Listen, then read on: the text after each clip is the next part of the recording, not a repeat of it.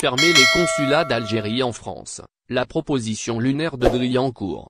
Xavier Driancourt, ancien ambassadeur de France en Algérie, a relancé le débat sur les relations franco-algériennes avec une proposition lunaire, la fermeture de consulats algériens en France. Cette idée, avancée dans le cadre de critiques générales sur l'accord franco-algérien de 1968, suscite de vives réactions et alimente une polémique qui dépasse les cercles diplomatiques. L'accord franco-algérien de 1968, signé pour réguler les flux migratoires entre les deux pays, offre aux Algériens des avantages spécifiques en France.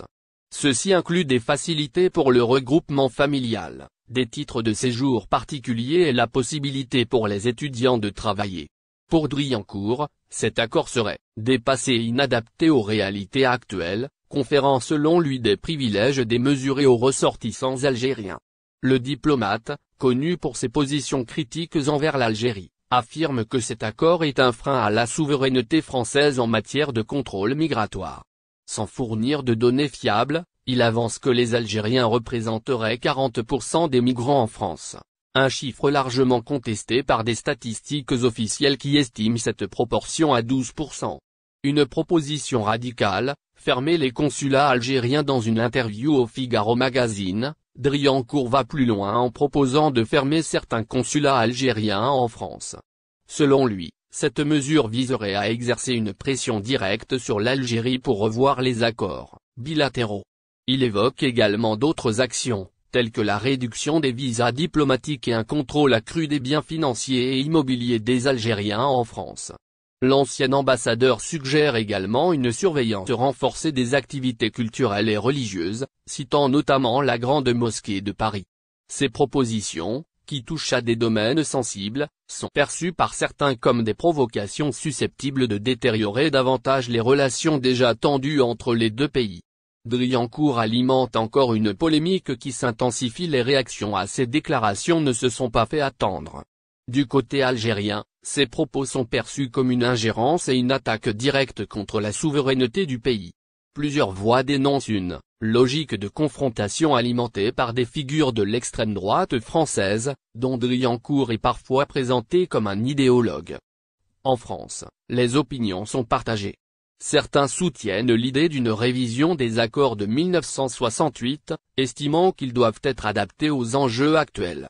Cependant, la fermeture de consulats est jugée par beaucoup comme une proposition irréaliste et contre-productive, risquant de créer des tensions inutiles sans résoudre les problématiques migratoires. Une idée déconnectée des réalités diplomatiques. La fermeture de consulats, si elle était mise en œuvre, constituerait une mesure sans précédent. Avec 18 consulats algériens en France, ces représentations jouent un rôle crucial dans la gestion administrative des millions de ressortissants algériens et binationaux vivant dans l'Hexagone. Elles sont également des lieux essentiels pour le dialogue entre les deux pays. Proposer une telle mesure sans évaluer ses répercussions montre une déconnexion flagrante avec les réalités diplomatiques et sociales.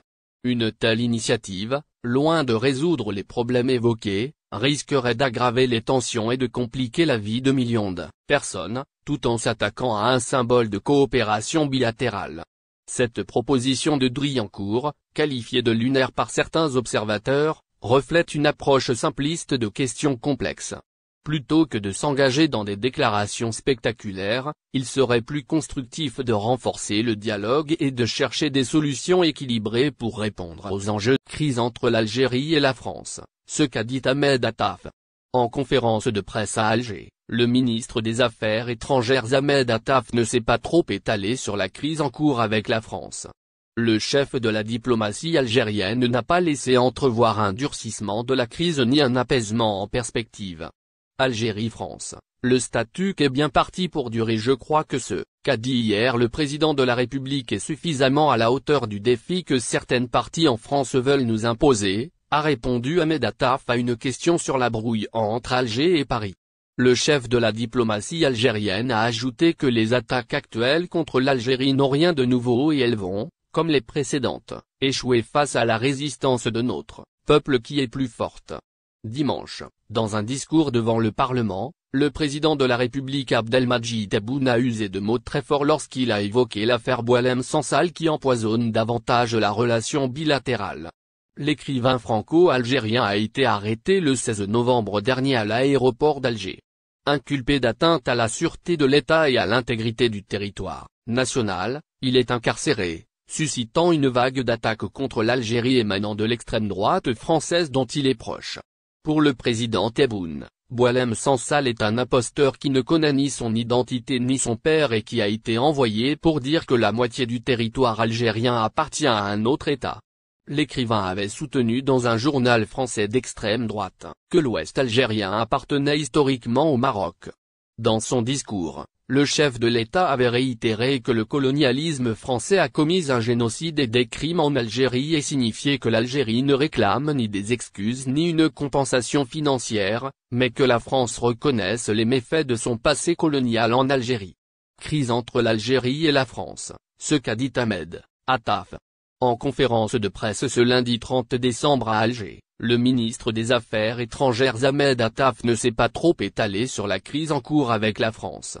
Le chef de la diplomatie algérienne n'a pas laissé entrevoir un durcissement de la crise ni un apaisement en perspective. Algérie-France, le statut est bien parti pour durer. Je crois que ce qu'a dit hier le président de la République est suffisamment à la hauteur du défi que certaines parties en France veulent nous imposer, a répondu Ahmed Attaf à une question sur la brouille entre Alger et Paris. Le chef de la diplomatie algérienne a ajouté que les attaques actuelles contre l'Algérie n'ont rien de nouveau et elles vont, comme les précédentes, échouer face à la résistance de notre peuple qui est plus forte. Dimanche, dans un discours devant le Parlement, le président de la République Abdelmadjid Tebboune a usé de mots très forts lorsqu'il a évoqué l'affaire Boualem Sansal qui empoisonne davantage la relation bilatérale. L'écrivain franco-algérien a été arrêté le 16 novembre dernier à l'aéroport d'Alger. Inculpé d'atteinte à la sûreté de l'État et à l'intégrité du territoire national, il est incarcéré, suscitant une vague d'attaques contre l'Algérie émanant de l'extrême droite française dont il est proche. Pour le président Tebboune, Boualem Sansal est un imposteur qui ne connaît ni son identité ni son père et qui a été envoyé pour dire que la moitié du territoire algérien appartient à un autre État. L'écrivain avait soutenu dans un journal français d'extrême droite que l'Ouest algérien appartenait historiquement au Maroc. Dans son discours, le chef de l'État avait réitéré que le colonialisme français a commis un génocide et des crimes en Algérie et signifié que l'Algérie ne réclame ni des excuses ni une compensation financière, mais que la France reconnaisse les méfaits de son passé colonial en Algérie. Crime du colonialisme français, l'Algérie persiste et signe Ahmed Attaf a répété au cours de sa conférence de ce lundi que la question de l'indemnité coloniale n'est pas posée et n'a pas été proposée par la commission mixte d'historiens dont les travaux sont gelés à cause de la crise.